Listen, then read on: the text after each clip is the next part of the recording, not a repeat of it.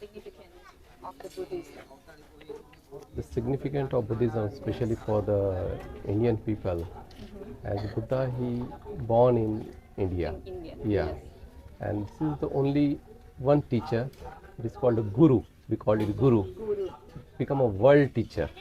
The Indian, we have a lots of religious teacher, but the only Buddha, he's become a world teacher. And we have lots of religion also, but the only Buddhism become a world religion. And Buddha himself, he was a prince, and he renounced the worldly life, and he became a monk. Monk for what? Monk for to gain the peace in his life. Nowadays, all the youngsters, they behind all the worldly life, to buy car, to buy a house, to buy these and that for all the iPhone and iMac, these and that. But you will not get the peace through all these stuffs. Only through the mental peace, if you get the mental peace through the Buddhism. So everyone Yeah. in this world Yeah. needs to have peace Peace, yeah. in our mind. Yeah. Or Yeah, in our mind. So when we practice the Buddha and when we see the Buddha, we can get the peace. And every single word of Buddha, whatever he uttered, so it's create a peace, not create a pieces. It create a peace in our life. So Buddhism nowadays, it's like a hot cake for everyone, and everyone want to grab it. Everyone want to know about the Buddha's teaching. They want to practice the Buddhism also, like they want to practice the meditation, because through the meditation you can control your emotions, you can control your thoughts. but you have to practice. Unless and until how you can. Yes, without practice you can't become a doctor. Without practice you can't become a driver. Without practice you can't become a pilot. So how you can, without practice, you can control your mind. So control your mind. It means you can control across the, it means all over the world. Once you control your mind. So why we all have to know about the Buddha teaching? Why we have to practice? Is that Buddhism significant that, Yes. that much So why we should practice? for Indian people? Yeah, yeah. Why we should practice Buddhism? Because Buddhism, it for socially, economically, psychologically, or the politically, for the regional way. If you practice the Buddhism, so we get the good health, first of all, Good health. good health also, Health. yeah, mental peace you will get. Then, if you get the mental peace and everything is good, then economically also, your mind gets satisfied. Once your mind gets satisfied, so your mind is not wanting mind, I want this one, I want that one. So your mind won't get satisfied. So the economically also you can grown up, because Buddha, he told to practice Shila. If you, yeah, like we should not kill, we should not steal, we should not do any sexual misconduct, we should not lie, Drink. yeah, drink. If you break the Shilas, so government will catch you and put behind the bar, right? So when we go behind the bar, then you have to give a money to bribe or to time for the government. So that's why if you practice the Shila, so you can save your time and you can save your money also. For the Indian people, Yeah. is the Buddhism important for the Indian people for the future of India? Yeah, India, for the Indian people, Buddhism is very, very important, because Buddha, he was born here, and the whatever taught, means whatever teaching he has given to the world, it's very significant till now. And not only Indian, but across the world, people now they are practicing the Buddhism, his values, his meditation, his philosophy. So everything is very useful for Indian people also. As I am a Buddhist monk and I am an Indian, so I know the people, they are, most of the people, they are poor, right? So once they practicing meditation, Buddhist philosophy, so their mind get calm. Once their mind get calm, so they can think something good for themselves and for the others also, right? If our mind is agitating, so we can't concentrate the study, we can't concentrate at any work, right?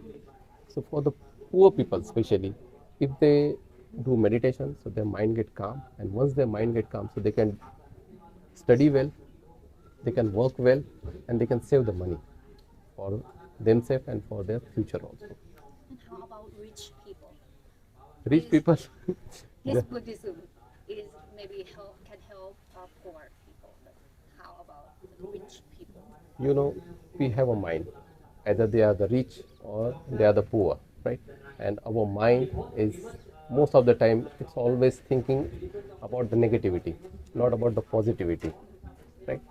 So Buddha's teaching, it gives you a positive thinking.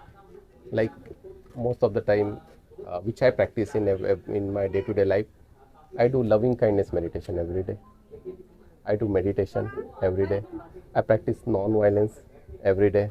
I practice vipassana and samatha in my life every day. So these all good practices. It can change your thought process, and it can change your life also. So this thought process, if either he is rich or he is a poor, so both they can implement in their life, because poor, they have lots of struggle in their life, but the rich people, they have everything, but still they have a confused mind. they are they are a confused mind, and they are not satisfied mind. They have money, but they don't have a satisfied mind. So that's why when they see me, I used to go to a rich family. When when they see me, so they, oh, you look so peaceful, very calm. I said, I don't have anything, but I have a Buddha's teaching.